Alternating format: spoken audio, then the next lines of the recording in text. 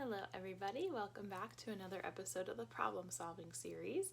In today's video we are going to be covering all things periodic motion, also known as simple harmonic motion. I'm going to go through the concepts first because there are a lot of concepts that I feel like at least this section typically tends to be a little bit more conceptual, question heavy. As usual, all the concepts are encapsulated in the equations that I'll present to you, but just want to talk about some of the concepts first, so let's just jump into it. So the phenomena of simple harmonic motion comes about when you have a type of system that if you pull it away from where its equilibrium position is, or where it's happy, where everything's stable and it's just chilling, if you displace it from that equilibrium state, there's going to be some sort of force acting to bring it back to that state. So we call this a restoring force because it's attempting to restore the balance and the equilibrium. So the two main types of systems that show this type of behavior that we talk about at this level are going to be mass spring systems and pendulums. The restoring force for mass spring systems is going to be the spring force itself. So if you stretch a spring, past its equilibrium point, you have the force pointing in the opposite direction of the stretch to try and bring it back to equilibrium. And then we have pendulums. So if you pull a pendulum, away from its equilibrium point, there's a component of gravity that's acting to bring it back to the center. But no matter which system we're talking about, we're going to have three equations that we have to describe the position, the velocity, and the acceleration of the object on that system. So whether it's the mass at the end of the pendulum or it's the mass at the end of the spring, and I'm going to pop those up here. So those are going to be that x of t is a times cosine omega t. I'll go into a little bit of what actually all these variables mean, but for now I'll just put that up there.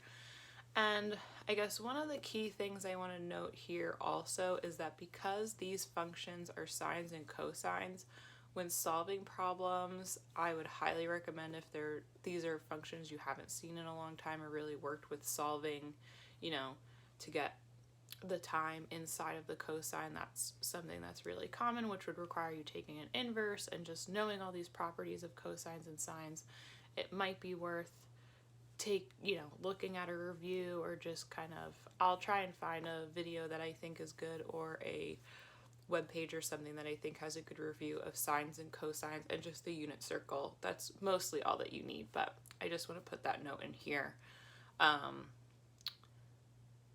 yeah, we'll go through in the examples how you could do it in the calculator, how you could do it with unit circles, all that jazz, but just a disclaimer. So the maximum x position that you can have, also known as capital A in this case, is what we call the amplitude. That would just be the maximum amount of stretch or compression in a spring, or the maximum angle that you're pulling a pendulum. That those are going to be the two maximum positions from equilibrium that they oscillate in between. I wrote this equation with a times omega out front of the sign for the velocity equation, but the factors that come out in front of the sine or cosine are going to be what the max values of that function are going to be. So we can also write Vmax as the amplitude times omega. Omega is just the angular velocity as we've seen it in the past, so in rotational kinematics. And then the acceleration max is going to be the amplitude times omega squared. And then before jumping into a little bit of a voiceover to kind of talk about these graphs and how they're related to one another and all the conceptual ideas that are encapsulated within them and the questions that could be asked possibly, and just how it relates to the state of the system, I will mention that we have two new variables that come into play as well that are both related to that angular velocity. So we have the frequency, which would be the number of cycles per second, because we have to keep in mind that this system is going to be undergoing this periodic motion of just kind of going back and forth, back and forth, back and forth, essentially for all of time for our purposes. So for the frequency would be counting how many of those cycles occur in 1 second, and then the inverse of that is the period, which is the amount of time it takes to complete one cycle. Both of those can be related to the angular velocity. So since there are 2 pi radians in one cycle, 2 pi times the frequency would give you back the angular velocity. And then since we travel 2 pi radians in one complete cycle, you could also write that as 2 pi divided by the period.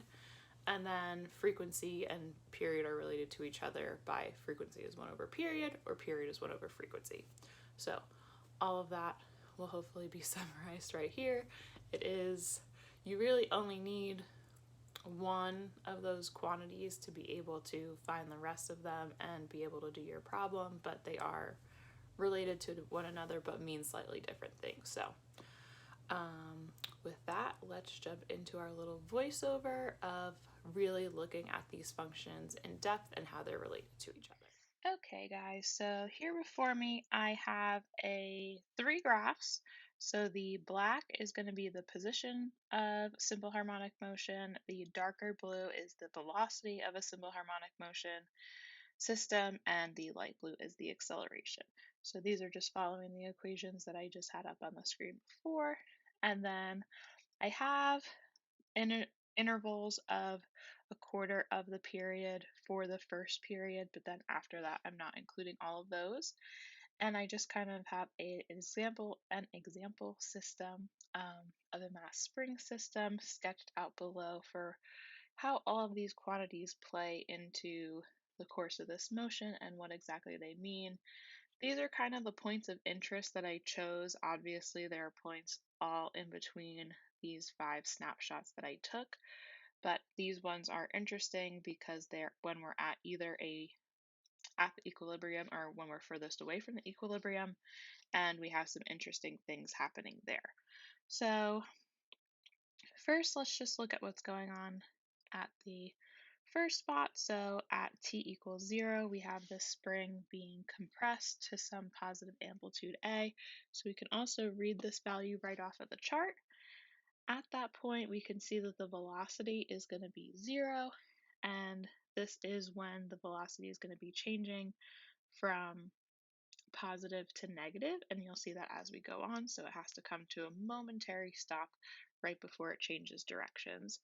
And our acceleration at this point is going to be at our maximum but negative. So I will note here, and you'll see this throughout the next couple timestamps that I look at, acceleration is always going to be the opposite sign of the displacement or of the position. This is just a consequence of this being a system that has this restoring force. So the whole reason why we get this periodic motion in the first place is that as the system is displaced, there's a force acting in the opposite direction, and F equals ma.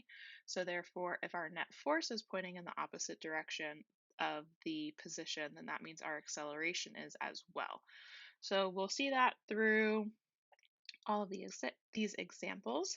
As we move to a quarter of a period, we have the position coming to 0. Our acceleration is also coming to 0, but our velocity is at its maximum negative value. So we come to equilibrium, our velocity is pointing downwards. Something also that I want to mention from going from t equals 0 to t equals a quarter of the period is that since the energy is constant and conserved at the system, the total energy at all the time points at anywhere on this graph are going to add to that same total because it's going to be the same. So another reason why these time points in particular are of interest is because at, say, t equals 0, the time at half a period and the time at a period, our energy is going to be stored all in the form of potential energy since we have velocities going to 0 and we're at our maximum stretch or compression. So we can we'll see, I'll write out the equations a little bit later when we get out of this voiceover, but you can just kind of see that we're going to be going in between states of having our energy be all in potential, a little potential in kinetic, all in kinetic, and go back and forth in that way as well. At half a period, our system is at the opposite end, so now we are stretched to completion. Now we can see, again, just reading values right off the graph. Our velocity is going to be 0 again. We're at our maximum amplitude. And then our acceleration is going to be a max, but now positive since our position is negative. At 3/4 of the period, our position is back to 0, but now our velocity is positive instead of negative. And I'll take this time also to note that, so it's really clear to see from this chart going from peak to peak or trough to trough that they're a period. So sometimes the period is described as the time it takes to return to the position that you are at. But if I say that about the 0 position, then it would look like, let's see, I'm just going to pick the lines. It would be saying that this distance here, since at both of these times the position is 0, but that's not actually a whole period, because although the position has come back to itself, the velocity is not the same at that point, at that second point as it is the first point. The period would be happening when all 3 graphs look the same again. So that would be going from here to here. So again, like I said, that's easier to see from peak to peak or from trough to trough. But when going from any other point when you're checking the period, you want to just make sure that the velocities and the accelerations look the same as well. But okay, now that I've gone through that tangent, part of what I was trying to say is basically like that the 1/4 of a period and the 3/4 of a period are not the same state because our velocities are pointing in opposite direction. But we are still at a max velocity at both of those points. Again, one's positive, one's negative. Our position is at equilibrium and our velocity is at equilibrium. And then in the next time step, we've reached the period, so we come back to the exact place we were when we started. Everything is going to be the same. So we're at a maximum position positive, our velocity is 0, and our acceleration is at a negative maximum. 2 other quantities or 2 other equations that I want to put up here as well is going to be writing the angular velocity in terms of, for a spring, it will be in terms of the spring constant and the mass, and for a pendulum, it's going to be in terms of the acceleration due to gravity from the planet that you're on and the length. So those will be both up here as well. And there are 2 other equations that you can write. So there's one for the frequency and then one for the period, just based on these relationships, and then the ones that I did before the voiceover. Like I said before the voiceover, I really think you only need one of them, and this is the simplest one that you're going to make the least amount of mistakes. If you have that omega equation in terms of those other constants and constraints from the system that you're dealing with, then you can use those other relationships between omega, frequency, and period to get the other variables if you need them. Last conceptual thing that I need to mention is just talking about the energies. So we can assume for these types of simple harmonic motion systems that the energy is going to be conserved. That means that the total energy at any time would be equal to 1/2 m times the velocity at that time squared plus 1/2 the spring constant times the stretch or compression squared. And then we can also write each of those, so at these kind of maximum and minimum points, so we have these 2 points A, that when the system is at either of those points A, we would have all potential energy and no kinetic. So we could also write that E total as 1/2 Ka squared. And then the opposite would be, as we're passing through equilibrium, our stretch would be 0, so we have no potential energy, and we would have maximum kinetic energy, so energy total could also be 1/2 m Vmax squared. But yeah, I think that that's everything that I have for my opening spiel. We'll go through 2 examples, one where you kind of get to see the working with the cosines and sines and just making sure that you guys are comfortable with that, and then we'll do another one working with these energy relationships. So let's jump into those examples and get to it. A mass spring system, if is stretched, 0.1 meters and released at t equals 0 seconds.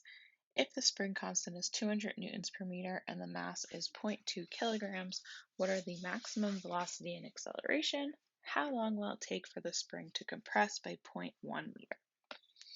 So let me first start off by writing just first that our x at t equals 0 is going to be 0.1 meter. Since this is also describing that it's stretched to that position and then released, this also tells us that this is going to be the amplitude. So I'm just going to also write that this is A. We also have our spring constant, 200 newtons per meter, and our mass of 0.2 kilograms. So since we have K and M, we can go ahead and get the angular velocity from this. If we have expressions for Vmax and Amax in terms of A and omega, so we're just going to find that omega first. I'll write down Vmax is amplitude times omega. Acceleration is amplitude times omega squared, so in either case we need omega first. Omega is the square root of k over m, so 200 divided by 0.2 square root gives me 31.6 radians per second, and then we can go ahead and plug that in for Vmax. 0.1 times 31.6 will give us a Vmax of 3.16 meters per second. And for Amax, 0.1 times 31.6 squared gives me a maximum acceleration of 100 meters per second squared. Okay, so I talked about this a little bit in just going through the sine and cosine equations in terms of looking at relating to period and all that sort of thing. So that's what we're going to look at, just and also take a look at what you need to know about sines and cosines for the second question, for how long will it take for the spring to compress by 0.1 meter. So if it's starting off, so if we're starting off saying that it's stretched and that the stretch is positive, then if we draw ourselves just a little x of t by t, we start off at plus a, and then to complete one cycle, we need to go down and back. So this is going to be our minus a, and going from plus a back to plus a is one period. Going from plus a to minus a would be a period divided by 2, and this would be t over 4, and this would be 3t over 4. So we have a couple different ways that we could think about solving this. If you're able to conceptually draw this graph, then I would go ahead and say that our t is going to be equal to the period over 2. You're getting this from the graph. And then you can get the period from omega. So since omega is 2 pi over the period, cross multiplying would give us that the period is 2 pi over omega. And if we plug in that 31.6, we get a period of 0.198, 0.199 seconds, and then 0.199 divided by 2 would give me 0.0995, which would be our answer. Or we can go straight from the equations, where we just have to keep in mind that if we're calling, again, stretch positive and compression negative, then that means our x of t, we're looking for when it's going to be equal to negative 0.1 meters, and then we can just use that x of t equals a cosine omega t and solve for t. So we have 0.1, our amplitude, I already forgot. Oh no, negative 0.1, 0.1. I'll leave that cosine omega t for right now. So the 0.1s will cancel out, giving us a negative 1 equals cosine omega t. Now again, this is where I'm just going to stop and point out that this is where you really need to, where knowing your unit circle is helpful, because we have cosine of something being equal to negative 1, but we know that the outputs for cosine are repetitive, so we can get a negative 1 for cosine for any odd integer multiple of pi. So cosine of pi gives you negative 1, cosine of 3 pi gives you negative 1, so on and so forth. For any other values other than +1 and -1, there's going to be two different angles that can give you the same cosine. So I'm not going to do a full review here, but if I were to do just like a really quick unit circle, cosine corresponds to the x coordinate. So if you have, this angle I'll call theta 1 versus this entire angle that I'll do in blue being theta 2. For either of these, if you drop down and look at the x coordinate or the cosine part of these, you would get the same x coordinate projecting for either of these two angles. So you just want to be a bit cautious for these types of problems. You do have the cosine and the sine typically that you can match to narrow that down, because if only one of these will give you a positive y value, one of them will give you a negative y value, which would correspond to the sine. So review your unit circle, but there's my cautionary tale and my warning to you all.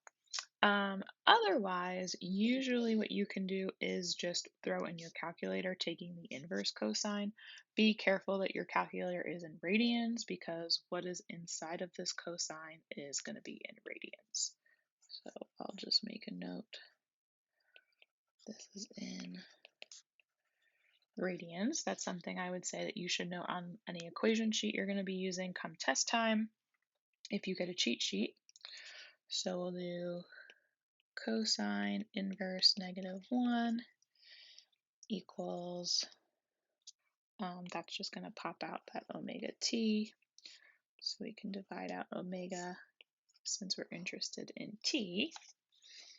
And then, so my calculator, I need to switch to radians, and then inverse cosine negative 1 gives me pi.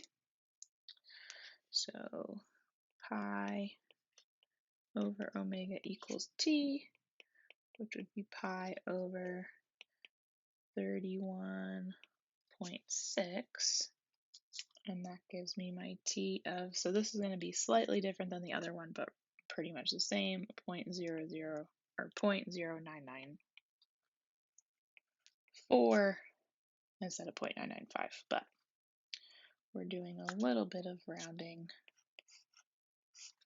there.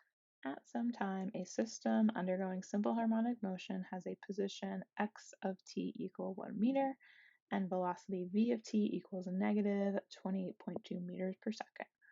What is the amplitude of the motion? What is the maximum velocity? Okay, so this is going to be a problem showing how we can use our energies. So a lot of times the energies are just going to give us another way to find the amplitude and the maximum velocity. If we have either of those quantities, we can get omega. We can also get omega in terms of, but yeah, I was supposed to give it m and a k here, so we still needed m and a k. So let me just add k is 300 newtons per meter and m is 3 kilograms. I think, yeah, that's it. Okay, so once we have K and M, I generally suggest for most of the problems just finding omega anyway, because usually you're going to need it and it's a simple enough calculation to do. So I'm just going to kind of do below here, omega is square root K over M, omega square root 300 over 3, which will end up being 10 radians per second. And then, so we do have an x of t equal 1 meter, and we have v of t is negative 28.2 meters per second. So if we want to find, since we have the position and we have the velocity and we have m and k, we can use the fact that our E total is constant. And we can say this means then that 1/2 m v of t squared plus 1/2 k x of t squared is going to be equal to 1/2 m v max squared. So when all of the system energy has gone into kinetic and we have no potential, and is also equal to the opposite case when we have all potential and no kinetic, which would be 1/2 ka squared, because each of these is equal to the total energy that we have. So we're asked to find amplitude first, so I'm just going to go ahead and rewrite this down with the k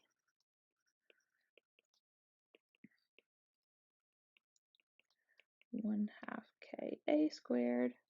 We can cancel a 1/2 from everything. And then we'll have mv squared plus kx squared equals ka squared. We can divide both sides. We can divide both sides by k.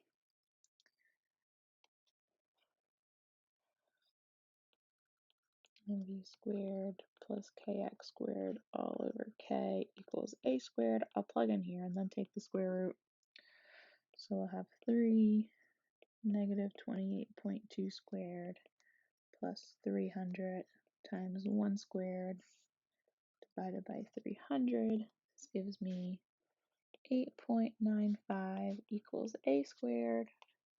Now I'll go ahead and take the square root, and this gives me 2.99 equals the amplitude. I'm just going to go ahead and round that to 3.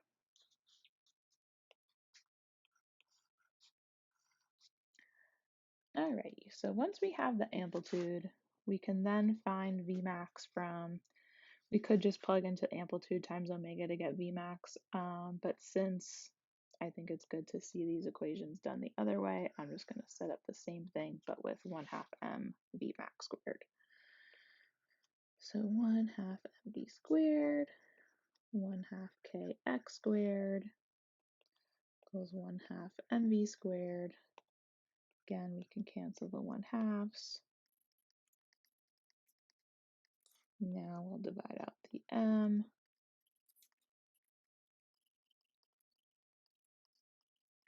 I'm going to substitute in here.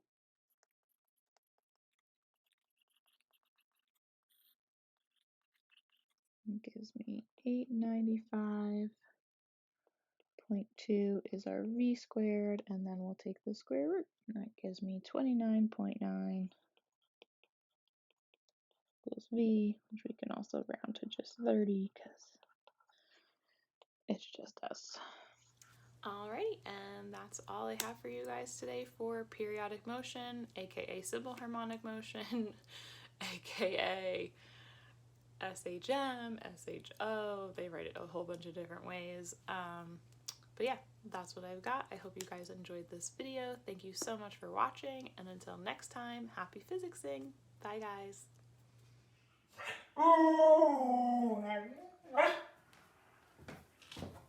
What's the matter?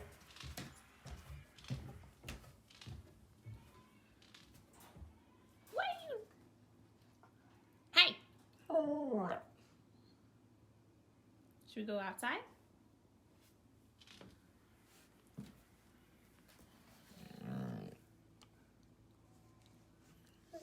Do you need to go for a walk?